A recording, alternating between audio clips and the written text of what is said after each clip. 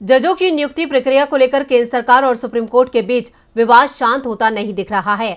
कानून मंत्री कोलेजियम में सुधार के नाम पर लगातार बयान दे रहे हैं तो कानून से जुड़े लोग सरकार की मंशा पर सवाल उठा रहे हैं और अब सुप्रीम कोर्ट के पूर्व जज ने भी इसे लेकर केंद्र सरकार को घेरा है। तो क्या है पूरा मामला, देखते हैं ये रिपोर्ट। सुप्रीम कोर्ट के कोलेजियम को लेकर कानून मंत्री किरण रिजिजू लगातार बयान दे रहे हैं।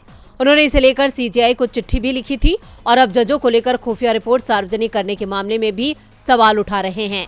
उन्होंने कहा कि कुछ मामले ऐसे होते हैं जिनका राष्ट्र हित में खुलासा नहीं किया जाना चाहिए और कुछ मामले ऐसे होते हैं जिन्हें सार्वजनिक हित में छिपाया नहीं जाना चाहिए।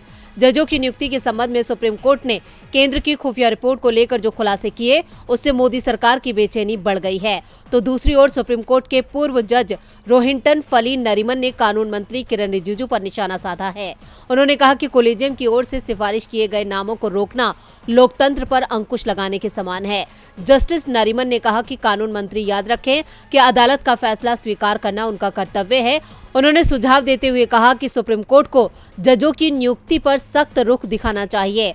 कोलेजियम की ओर से किसी जज के नाम की सिफारिश की जाती है तो सरकार को उस पर 30 दिनों के अंदर जवाब देना चाहिए। अगर तय समय सीमा के अंदर सरकार कोई जवाब नहीं देती है तो ये मान लिया जाए कि सरकार के पास कहने के लिए कुछ नहीं है। संविधान इसी तरह काम करता है। उन्होंने कहा कि कोलेजियम की सिफारिश रोकना लोकतंत्र को कमजोर करेगा। स्वतंत्र और निडर जजों के बिना हम नए अंधेरे युग में प्रवेश कर जाएंगे। अगर आपके पास स्वतंत्र और निडर जज नहीं है तो कुछ नहीं बचा है। डीबी लाइव की रिपोर्ट।